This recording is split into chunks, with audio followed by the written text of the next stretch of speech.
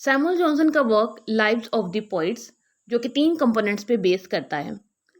Biography पे poets की, उनकी कैरेक्टराइजेशन पे और साथ ही साथ क्रिटिकल पर्सपेक्टिव पे।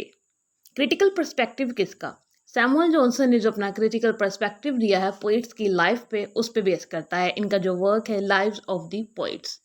Welcome back to my YouTube channel world literature. आज हम लोग जो टॉपिक डिस्कस करने वाले हैं वो है लाइफ ऑफ मिल्टन। मिल्टन की लाइफ को हम लोग इसमें डिस्कस करेंगे, उनके जो वर्क है सैमुअल जॉनसन के लाइव्स ऑफ द पोइट्स में। इसमें सैमुअल जॉनसन ने मिल्टन की जो लाइफ है उसको कैसे डिस्कस किया, उनकी बायोग्राफी को, उनकी करेक्टराइजेशन कैसे की है और उन्होंने जो वर्क्स लिखे हैं उस पे सैमुअल जॉनसन ने अपना जो क्रिटिकल पर्सपेक्टिव है वो क्या दिया है, इन सब को हम लोग डिस्कस करने वाले हैं। अपना लेक्चर जो है वो हम लोग स्टार्ट करते हैं।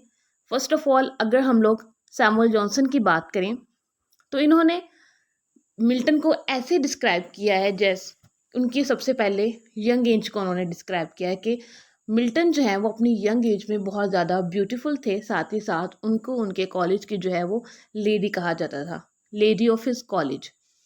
अब उसके बाद उनके अगर हम लोग अपीयरेंस की बात करें तो उनके हेयर्स का जो कलर था वो लाइट ब्राउन। मिल्टन की जो अपीयरेंस थी वो बिल्कुल जो इन्होंने पैराडाइज लॉस्ट लिखी थी उसमें जो एडम करेक्टर था उसकी तरह की थी।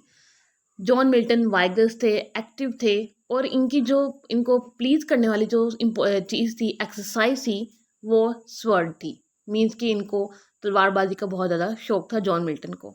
उसके बाद हम जॉन मिल्टन की डोमेस्टिक लाइफ के बारे में बात करते हैं। अब जॉन मिल्टन जो है वो ड्रिंक करते थे किसी भी काइंड की, इनके मल्टीपल काइंड्स ऑफ की जो भी डिफरेंट टाइप्स होती हैं वाइन्स की, उसकी। साथ ही साथ ये लेट नाइट तक स्टडी करते थे अपनी यूथ एज में, लेकिन उसके बाद इन्होंने जो है वो टाइम पीरियड अपना चेंज कर दिया और ये अपनी मॉर्निंग टाइम की इनकी जो रूटीन थी, ये जो हैब्रू बाइबल है उसको सुना करते थे और ये उसके बाद 12 PM तक स्टडी किया करते थे। उसके बाद अपना डिनर करते थे, उसके बाद सिंगिंग करते थे या फिर कोई सॉन्ग सुन लेते थे, उसके बाद इंटरटेन करते थे अपने फ्रेंड्स के साथ या फिर कोई राइटर्स जो भी इनको इनके घर पे जो है वो ज्वाइन करते थे। उसके बाद टबैको पाइप लेते थे और उसके बाद बेड पे चले जाते थे। ये थी इनकी डोमेस्टिक लाइफ। उसके बाद क्या होता है, फर्दर सैमुअल जॉनसन बताते हैं जॉन मिल्टन के बारे में कि सिविल वॉर में इन्होंने अपनी जो स्टेट है वो पार्लियामेंट को दे दी थी। इसके बाद उनको काफ़ी ज़्यादा लॉस हुआ और उसके बाद इन्होंने लैटिन सेक्रेटरी को ज्वाइन कर लिया जिसकी सैलरी थी 200 पाउंड्स अ ईयर की। देन अपनी डेथ से पहले इन्होंने अपनी लाइब्रेरी को जो है वो बेच दिया था जिसके 1500 पाउंड्स इनको मिले थे और उसमें से 100 पाउंड इनकी डॉटर्स को गए और बाकी जो सारे पाउंड्स थे 1400 वो इनकी विडो ने ले लिए थे कि उसने कहा कि ये मेरी मलकियत है। उसके बाद अगर हम लोग बात करें इनके लिटरेचर की, जॉन मिल्टन लिटरेचर के अंदर बहुत ज़्यादा अनक्वेश्चनेबली ग्रेट थे।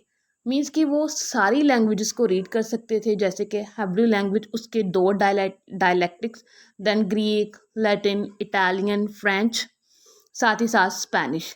लैटिन में इनको फर्स्ट रैंक ऑफ राइटर्स में कंसीडर किया जाता है कि जो फर्स्ट रैंक के राइटर्स थे जिनको बहुत अच्छे से लैटिन आती थी उनमें ये शामिल थे। इनकी डॉटर ने इनको इस तरह से रिप्रेजेंट किया है कि वो मोस्ट डिलाइटिंग पर्सन थे होमर के बाद, जॉन मिल्टन।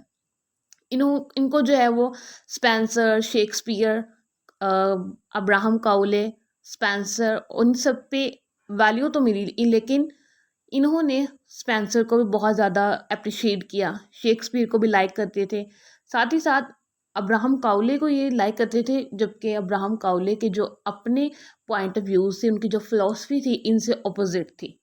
ड्राइडन को इन्होंने एज अ राइमिस्ट के तौर पर प्रेजेंट किया बट नो पोइट। इस तरह से इन्होंने इन सब राइटर्स को डिस्कस किया। इस वीडियो को हम लोग पार्ट्स में डिस्कस करेंगे क्योंकि जॉन मिल्टन को काफ़ी डिटेल से डिस्कस किया गया है वर्क के अंदर lives of the poets by Samuel Johnson. यहाँ तक आपको क्लियर हो चुका होगा। अगर आपको इस लेक्चर की जो समरी है वो चाहिए हो तो वीडियो को लाइक और शेयर और चैनल को सब्सक्राइब कर दीजिएगा, और अगर आपको समरी चाहिए हो तो आप कमेंट में मेंशन कर दीजिएगा। Thanks for watching my channel.